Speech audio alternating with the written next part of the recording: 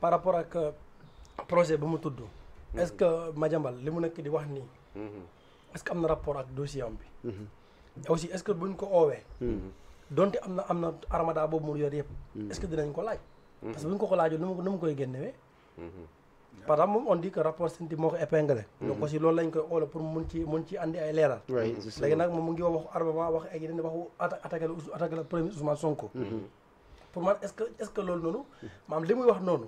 ak dossier am bi est-ce que c'est pas deux choses yu wute. non mais nag attention il en a parlé. non mais c'est du pareil au même. il en a parlé ku ci ne légitimement da nga am droit défendre sa bopp. défendre sa honneur défendre sa famille. ni xeex fa nga jote nag.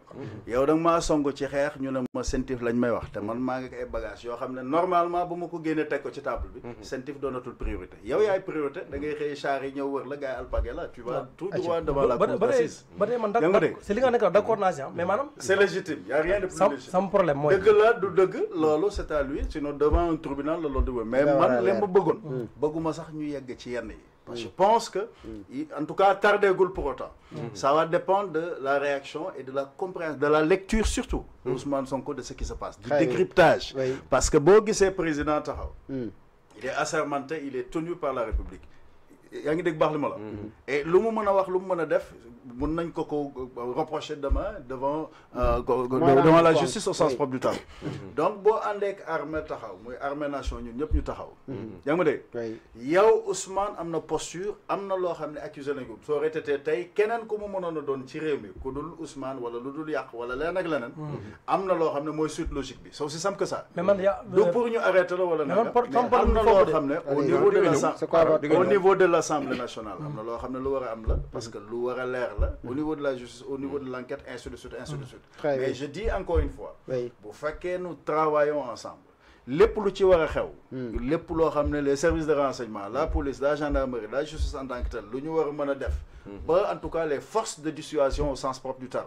Lu mu mëna doon pour que lenn du ci mëna juddoo lu dul noonu loolu gëm naa ne loolu dina am vraiment boo xam da nga ci gis sax lu leer mais toujours est-il ouvrir un front comme ça inutile pendant que nous menons quand même des discussions en interne di jéem a waxtaan ci lu boole nit ñi ay nit ñoo xam ne baybaku nañ fa la bëgguñu lu la réew mi tàkk te xam nañ ne fenn lañ ko mën a àndee mooy comme tey loolu nag je ñeneen ñi nañ ma baal waxaguma ak ñoom pourtant merci mais fi nu bëgg a dugg la ma doon wax réew mi kenn mënu ko xaaj ñaar xam nga lu ma gëm ku mënta xaajale gën ak jàmboñ mënoo xaajale réew mi ñaar li nu bokk Ousmane mënu ko yàq Bassirou mënu ko yàq man mënuma ko yàq li xew kay mooy li ñu war mooy ñun ñëpp ñu bokk dëkk bi lépp loo xam ne lu yàq la parce que je dis encore une fois les positions évoluent man mënoon naa am benn position démb boo xam ne peut-être position bu baaxul la bu yàq la ba lu na mën ci juddoo mais dès l'instant que nangu naa plus ou moins ñëw vers l'essentiel je pense que nous avons toujours la capacité quand même en tant que peuple de nous relever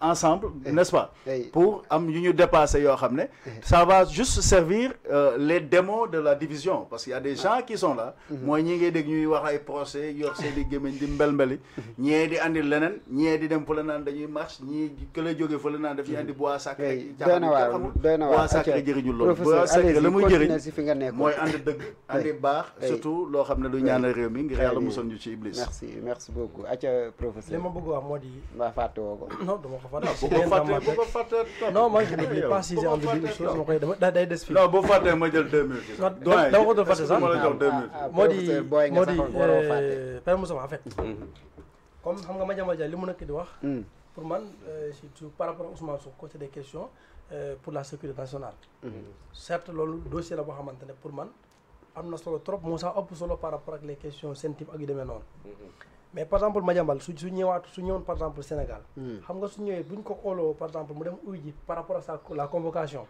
on ne va pas lui poser la question par rapport ak li mu doon wax question bu ñu ko posé par rapport ak dossier boo xamante ne moom lañ fa yóbbu est-ce que donc dossier boobu noonu moom suñ ko ci laajee ba dee par exemple li ci am na loo xamante ne peut-être nekk na dëgg ñu war ko ci jàpp jaarle ko comme ni ñu jaarle ci yenn si politiciens ñoom Farba et consort par exemple tëji ko wala yóbbu ko en instruction maanaam ci ban moment la ñuy am temps pour par exemple li mu wax li ñu mun ko saytu aussi loolu tamit beneen équation la boo xamante ne man ça travaille dans ma tête léegi nag est-ce que Madiambal lu mu nekk def yëpp peut-être c'est pour préparer sa défense ak yi mu nekk di yëkkati yëpp est-ce que yooyu yëpp mu nekk di préparer est-ce que pour man il devrait accentuer sa défense par rapport lu ñu koy toppee lu ñu koy ooloo mu accentuer ci défense am mais li mu nekk di wax fari na de pour man beneen cas la boo xamante ne bokkul beneen ak non j'ai compris quoi li nga wax mooy li nga wax léegi nag yaa ngi ci voilà équilibre boobu noonu ci yoon damay ragal mu ñëw jàpp ni il s'est bien armé mu ñëw wóolu ko si dossier bi jàpp ko si institution xam nga lan ngay jaawale jotu amati xam nga lan ngay jaawale yow da ngay jaawale sa ligne de défense par rapport au dossier à proprement parler qu'il prépare avec ses avocats bu ñëwee Sénégal di ko wax kooku ça n'a rien à voir ak li muy génne li muy génne tu sais c'est quoi il est en train aussi de se défendre sur un autre front. Voilà. Politique. Non, pas sur le front politique. C'est-à-dire le fait qu'on ait introduit une demande d'extradition. Oui. Hein? Il réunit l'ensemble des éléments qui peuvent prouver que la question, quant au fond, elle est politique. Elle est politique. C'est parce que il détient des machins, le gars veut le liquider, il veut le mettre en prison, le faire taire. Il a même dit plus grave que ça. Parce que donc il dit que sa vie est en danger. Donc Madiambal, ce qu'il fait, c'est un personnage structuré. Par rapport à sa ligne de défense maintenant, lui concerne le dossier, dossier ou Sentip. Mais combien de fois on a expliqué les tenants et les aboutissants? Moi, je connais le dossier. Oui, il a donné des explications, mais là aussi, il a expliqué tout simplement si médias. Non,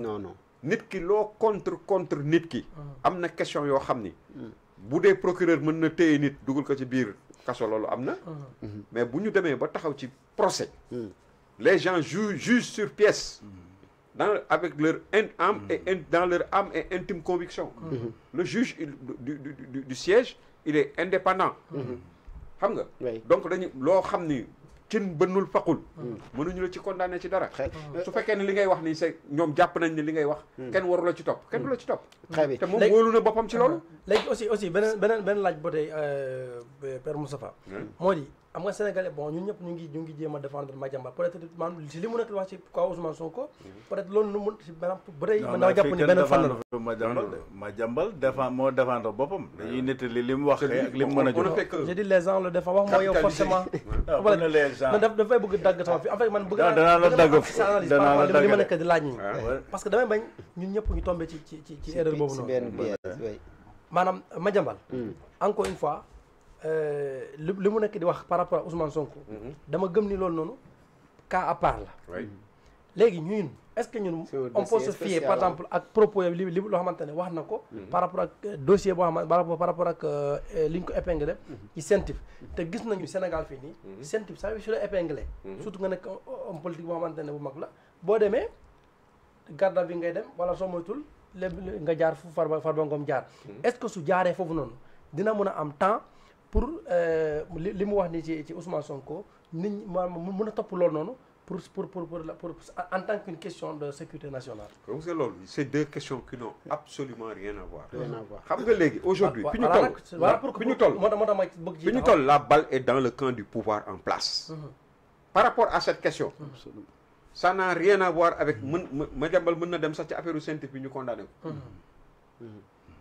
ñaanalu ma ko yàlla mais mën na dem ci affaire Sentip ñu gis ay preuves yu leer ni nii ñu condamné ko mais loolu du disculper du tax la mu wax ci Ousmane Sonko ak la mu ni jël na ay documents jox ko ministre des forces armées kooku jox na ko le président de la République am na ci garantie yu leer pour qu'on nous édifie par rapport à cette question. Très bien damay am envie aussi yokkal la si parce que c'est très important li mu wax sànq wax nga ni daf koy li muy def xëy na concerné wu dossier bi à 100% mais lu soxal extradition bi bokk na si li tax mu def xëy na yenn révélation pour jàpp ne ñii dañ koy këppatal est-ce que aussi mënuñ analyser itam si beneen angle que moom Madiambal Diagne mu ngi gën a dugal boppam par rapport ak su fekkee révélation yi muy def ça tient pas est-ce que loolu du gën a compliqué la mais si ça tient pas à ses risques et périls moom la concerne dafa nga ni mag mu day ni Madiambal Diagne dana taxaw le ministre des forces armées nekk fi mu ni daf ko yónnee ay documents nangam ak nangam ak nangam wax ak moom li mu wax ak moom ce serait ak loolu plus grave bu fekkee ne Sa Thiès loolu Madiambal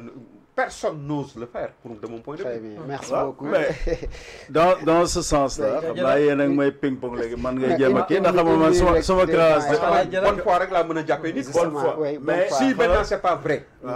C'est de la responsabilité des autorités de l'État du Sénégal de nous dire que tout ce que Madiambal dit c'est faux.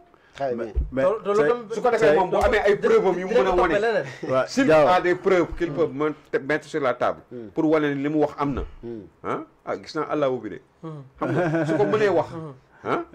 mais day daal di nekk beneen affaire. merci yow lu mu wax bu dee amul aussi beneen dossier la. oui moo tax ma déglul beneen dossier la. bu amee nag. sawaay bu amee moom c'est encore mais Diaw pire pour la pour mais Diaw dama bëgg nga déglu ba. très bien nga jeexal suñu temps. très bien une minute boobu ma coupé. parce que yaa ngi passé say parole boobu ak léegi il faut que ce soit clair. li ma wax mooy yow la nga posé sa sam. yaa ngi wax ndax moom dossier scientifique la yow mën nga fa am suba dossier bu ñu la envoyé 5 millions léegi nga am dossier foofu. amiin sa bopp amiin xaaral rek. man de bëgg naa loolu 5 millions. waaw na ñëw sax. xaaral ma ñëw rek bu ñu la envoyé 5 millions. léegi na nekk 125 dama ne bu ñu la envoyé 5 millions léegi mën na signaler wu scientifique. donc loolu du question. ñaar dafa am question yuy tardel ci réew mi. mu mel ni ñun jànguñu. business law dafa am le droit des affaires. am na loo xam ne ça concerne le tribunal commercial. ça n'a rien de pénal yi ñuy wax yëpp. tey Madiambal bu fekkee rapporteur d'affaires la mu sax ak ellipse. ñu liggéey la ñu liggéey. la mu gagné tey boo ko waxee Madiambal dafa am. bu fekkoon ne moom responsabilité personnelle. dafa engagé wu tax y a une entreprise personnelle. am entreprise à limité responsabilité limitée mooy limited liability company. ba ngay dem ba nga xam ne entreprise personne morale. boo ñëwoon en réalité suma entreprise sax boo demee ci compte entreprise ba ngay bloqué mais suma compte bopp àggaguloo ca pour le moment parce que léeg-léeg responsabilité à part c'est aussi simple que ça c'est le tribunal commercial. ku ca bëgg a jaarale nag sa yëfi bopp.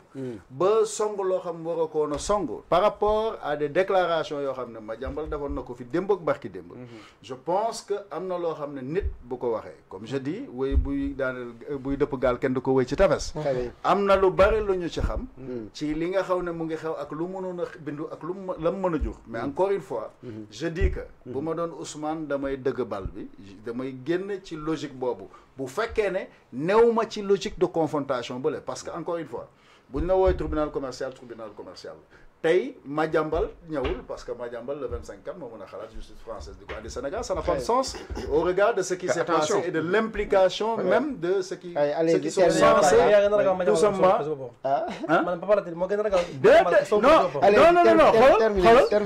non xoolal ma daal na ci loolu man damaa xam li mu mën a jur dama xam li mu mën a jur te man bëgguma loolu am xamalu tax damay liggéey ci lu gën a programme bu gën a rëy loolu ndax man lu boole réew mi ba duñu tojante bopp ñu bokk ndey bokk baay ñee andi ma ceeb bi ma teg ñee andi ma soow bi ma teg ñu teg cere ji ñun ñëpp ñu yaatal ñu bokk yow nga andi macaroni merci macaroni moom dina am sa borom man jàpp naa mais loolu bu ñëwee certes damay comprendre fi dans le cadre de la République am na lu ñuy def mais je dis tout simplement lii dee xew ci kaw lii dee xew ci suuf mais lépp lu ñu mën a ménager je sais que ka mu war ca lay fonction muy prérogative ab lépp lu ñu ci mën dana ko def muy président ba mais nag dafa am fu ko yoon tënke état tënku ko fa ba nga xam ne les institutions constitutionnelles daa am nu mu war a doxee encore une fois je lance un appel à Ousmane bu mu topp ñii di ko woo ci ay caaxaan yi gatsa na ne tekk te xam ne ànd ak Diomaye mooy li ko war bu ko defee mooy li ko war bu ko deful wàcc na la ko war c'est aussi simple que ça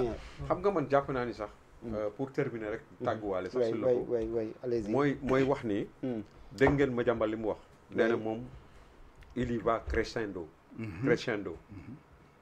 gudduma gudd gàtt ma gàtt c'est ce qu'il a dit et il dit qu'il détient des choses encore beaucoup plus graves yoo xam ni nag su demee ba sës ay la yéwén mënul ñàkk mu génne ko parce que il y va de la protection de sa famille très bien xam nga mais man fu ma d'accordul ak moom rek mooy moi je prends pour man le Sénégal est au-dessus de nous tous dëgg yàlla de nous tous amul kenn koo xam ni muy ndey muy baay muy lu mu mën a doon parce que non non non waxuma loolu de moi je ne parle pas de ça non non moi je ne parle pas Madiambal c'est un être non c'est un être humain qui n'est pas à sa place pour pouvoir juger yow loo bëggoon jàpp sa jabar yow mii ni ma la sa costume bi yaa gën a yow mi da nga ñeme fële ku ñu jàpp sa soxna yow mi yow laay wax de yow yaa fa tapet am solo bàyyi ko mu wax ma daaneel ko ma ni ku ñu jàpp sa soxna jàpp sa ñaari doom légitime défense nga nekk de am na nu mu doon demee am nañ kenn ñeneen ñoo xam ne tey bu ñu nekkoon ci à la place de Madiambal Diagne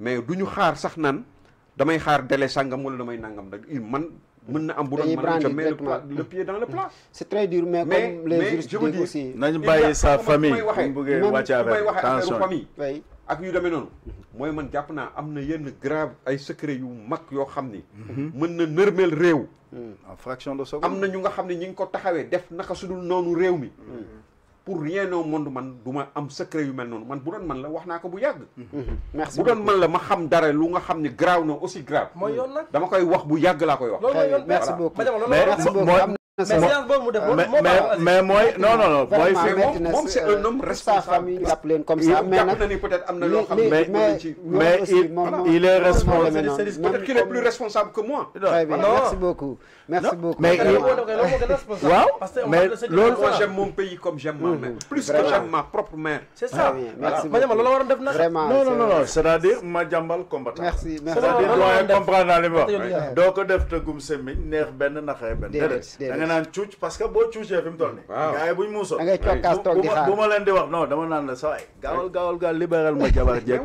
doom ja kat ki yem ndax Ousmane bu ma dégloon duñ yegg fii maay déplacé wu dem wax ak Madiambal ñu arrondir angle bi ñu def li ñu war a def réew mi parce que je dis comme yéen li nga wax Sénégal moo ñu sut